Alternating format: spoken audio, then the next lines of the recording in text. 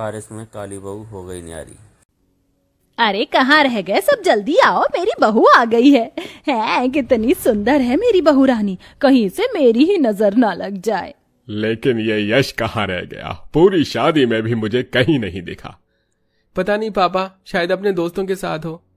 राजीव की बात सुन मनोरमा राजीव और अपनी नई नवेली बहू तान्या का गृह प्रवेश कर रही होती है कि तभी यश वहां आ जाता है। लेकिन यश अकेला नहीं होता, बल्कि शादी के जोड़े में एक लड़की के साथ होता है। यश, तू कहाँ चला गया था? और ये तूने शादी का कुर्ता क्यों पहना है? और साथ में तेरे ये लड़की कौन है? माँ, पापा, मैं आप लोगों से जो कहने जा रहा हूँ उसे सुनकर आप जरूर मुझ पर गुस्सा करोगे, लेकिन अब यही सच है। मैंने कनिका से आज मंदिर में शादी कर ली। क्या? ये तू क्या कह रहा है? तू जानता है ना मुझे ऐसा मजाक नहीं पसंद। माँ, ये मजाक नहीं, सच है। तेरा दिमाग तो नहीं खराब हो गया है? आज ही तेरे बड़े भाई राजीव की इतनी सुंदर लड़की से शादी हुई और आज ही तू इस काली लड़की से शादी कर इसे हमारे घर की बहू बनाकर ले आया। तूने क्या सोचा कि मैं इस काली लड़की को अपनी बहू स्वीकार करूंगी? माँ, आप कनिका की नहीं मेरी बेइज्जती कर रही हैं।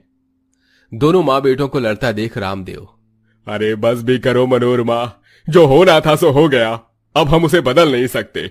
दोनों बहू घर की चौखट पर खड़ी हैं, अब जल्दी से इनका गृह प्रवेश करो। इतना ही अपनी काली बहू के लिए हमदर्दी जाग रही है ना, तो खुद ही कर लो गृह प्रवेश।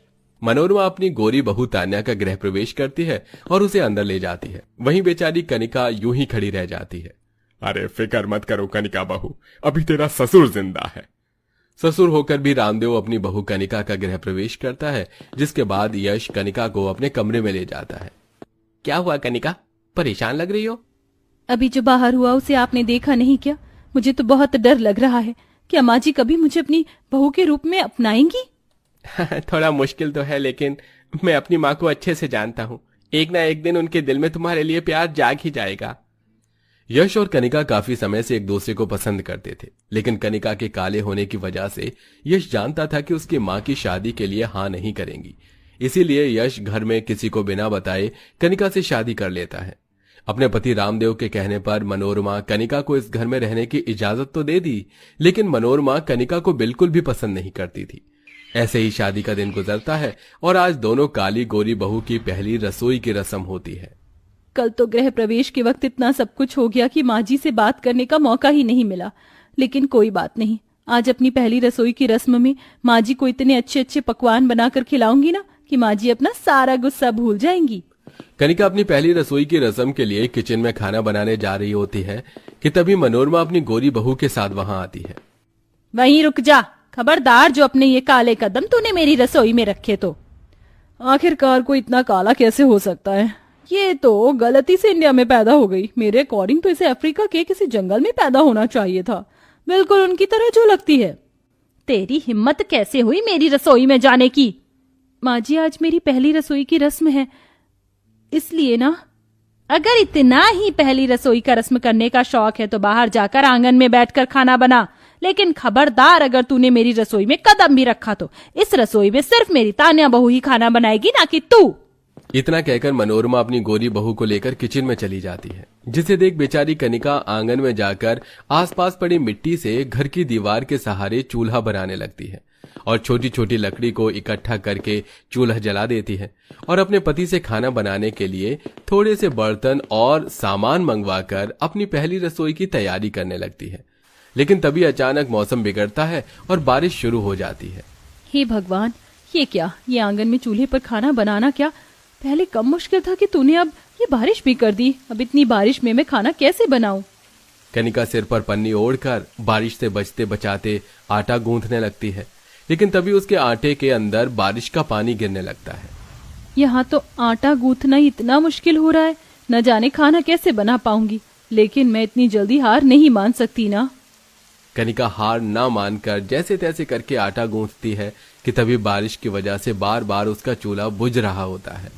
अगर इसी तरह ही ये बारिश के बूंदे चूल्हे पर पड़ती रही तो मेरा चूल्हा तो बुझ जाएगा और मैं खाना कैसे बना पाऊंगी। बारिश की वजह से बार बार चूल्हा बुझता देख कनिका काफी परेशान हो जाती है। तभी कनिका के मन में एक ख्याल आता है और वो भागी भागी स्टोर रूम की तरफ जाती है और वहां से कुछ टीन के डिब्बे लेकर उसे बीच में से काट लेती है और चूल्हे के आसपास उसे खड़ा कर देती है, जिससे अब चूल्हा बिल्कुल भी नहीं बुझता। अब यह चूल्हा नहीं बुझेगा। जहां एक तरफ काली बहू को बारिश में आंगन में बैठकर चूल्हे पर खाना बनाने में हर थोड़ी देर में कोई ना कोई परेशानी का सामना करना पड़ रहा था, वहीं दूसरी तरफ गोरी बहू बिना किसी परेशानी के आराम से घर के अंदर किचन में खाना बना रही होती है। कितनी तेज बारिश हो रही है, इतनी तेज बारिश में तो वो काली कलूटन कनिका से तो अभी तक चूल्हा भी नहीं जलाया गया होगा। तान्या कनिका की हालत पर काफी हंसती है और जल्दी से सारा खाना बनाकर डाइनिंग टेबल पर परोस देती है।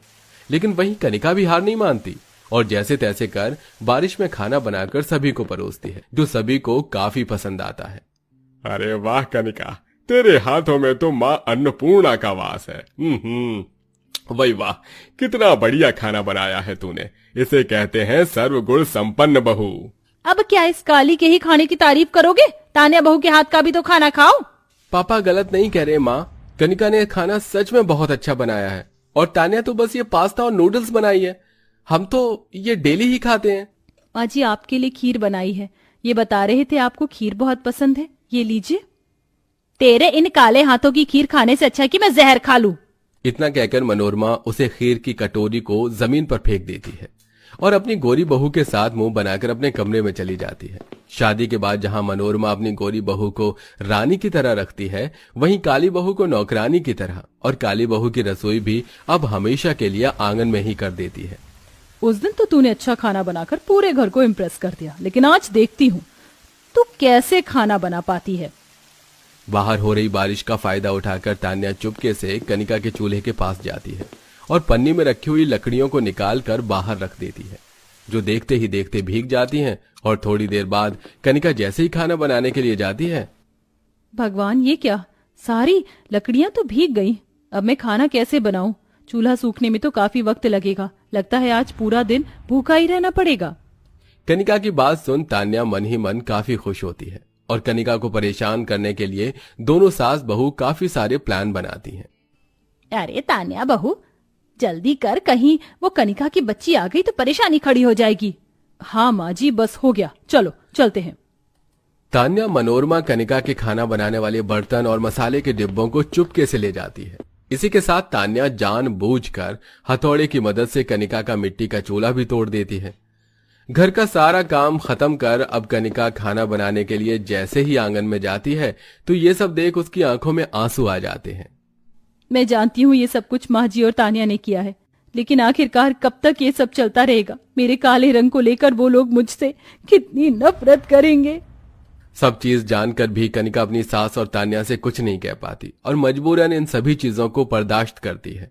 और ऐसे ही कुछ समय गुजर जाता है और एक दिन इस बारिश में आंगन में चूल्हे पर खाना बनाना बहुत मुश्किल है, बड़ी मुश्किल से आज ये खिचड़ी बन पाई है। बस अब जल्दी से बन जाए फिर मैं भी अंदर चलूं। कनिका बारिश में भीगती हुई चूल्हे पर खाना बना ही रही होती है कि तभी अचानक उसे गैस लीक होने की बदबू आने लगती है। ये अचानक गैस लीक होने की बदबू कहाँ से आ रही है? कहीं हमारे घर से तो नहीं?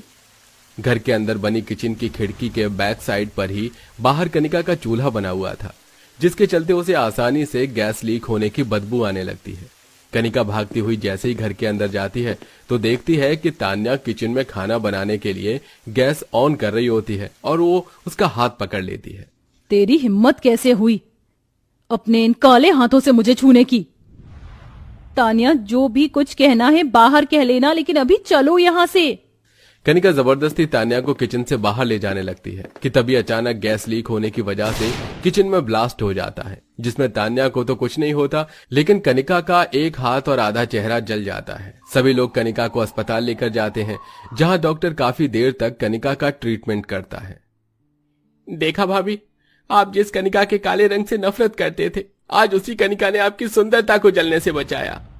यश की बातें सुन तान्या की आंखों में कनिका के लिए आंसू होते हैं। वहीं मनोरमा को भी अपनी गलती का एहसास हो जाता है। ट्रीटमेंट के थोड़ी देर बाद जैसे ही कनिका को होश आता है तो दोनों सास बहू दौड़ी हुई कनिका के पास जाती हैं। कनिका बहू, अगर तू ना होती तो ना जाने आज तान्या के साथ कितना बड़ा अपशगुन हो जाता। बहू मुझे माफ कर दे, तेरे काले रंग को लेकर जो भी मैंने तेरे साथ किया वो बहुत गलत था। तुमने मेरे लिए अपने शरीर को जला दिया, मुझे माफ कर दो कनिका, लेकिन आज के बाद हम तुमसे वादा करते हैं कि हम तुम्हें कभी कोई तकलीफ नहीं देंगे, तुमसे खुद से ज्यादा प्यार करेंगे। तान्या और मनोरमा की बात सुन कनिका की आंखों में आंसू आ जाते हैं, जिसके बाद अब तान्या मनोरमा कनिका के ठीक होने तक उसका काफी अच्छे से ख्याल रखती हैं। वहीं मनोरमा अब अपनी काली और गोरी बहुओं की रसोई को भी एक कर देती है और अब पूरा परिवार हंसी खुशी एक साथ रहता है। Thanks for watching. Please subscribe, like and